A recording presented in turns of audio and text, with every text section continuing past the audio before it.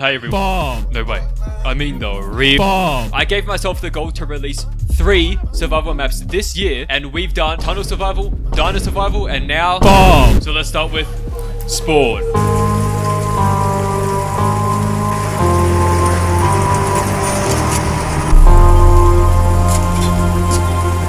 And what you just heard there is one of the official farm round sounds. And just in case if you don't know, every area in Return to Transit has their own round sound. So for Bus Depot, it's different. For Tunnel, it's different. Dino sounds, and so on. These round sounds were made by Skelv and Rock Robster.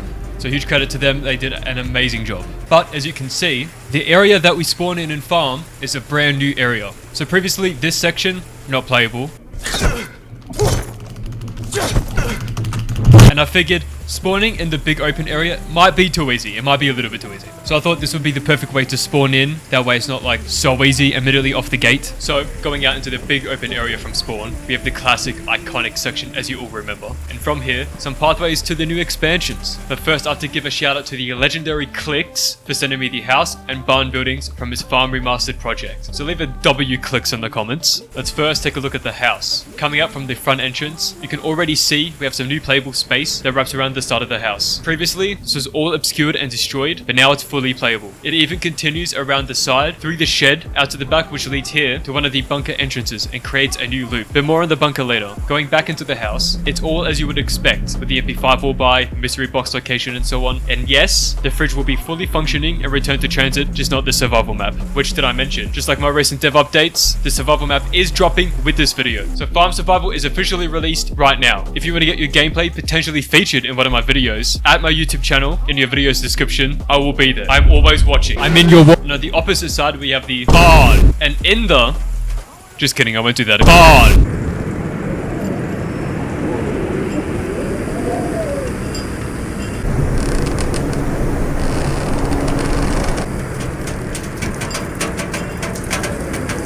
And this is why sound design is important. But let's go beyond the...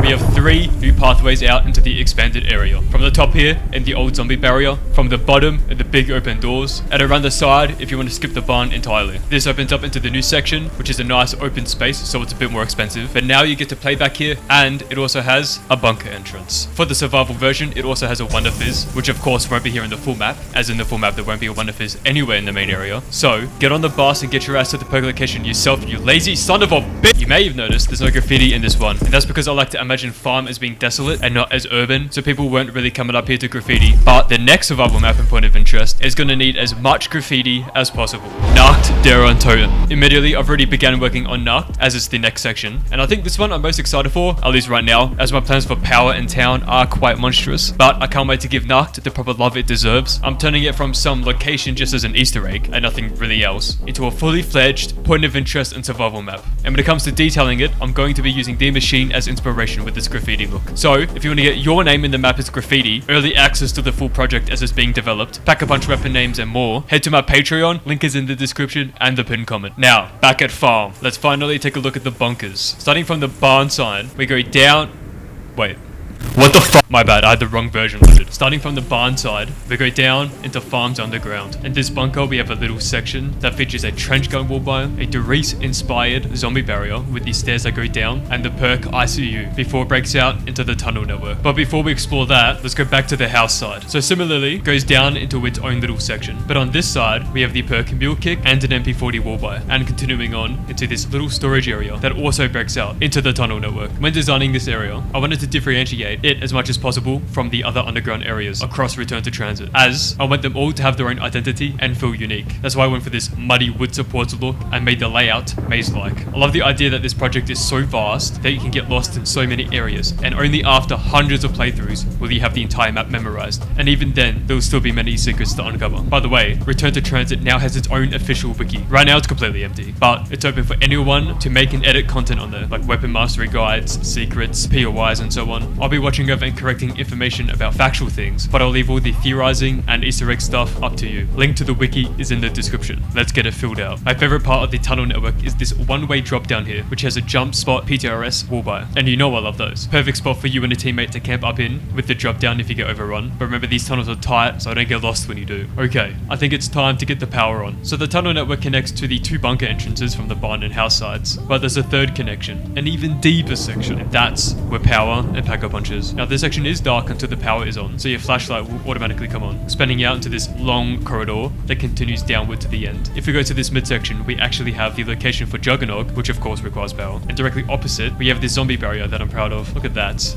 Beautiful. Anyways, let's keep going. At the end, we got the goated commando, but we also have our way out into the Pack-a-Punch and power area. In the full map, this will be a Pack-a-Punch switch and telepad location instead, of course. Speaking of which, if you haven't already, you should join the Discord. We have an FAQ channel where I go over the most asked questions, like how the Pack-a-Punch will work, the telepads, and so on. Feedback channels for you all to give direct feedback on the project. Notifications for when maps get updated and released. Channels for each survival map. And most importantly, Corn. Link to the Discord is in the description. Alright, I think it's time to turn the power on.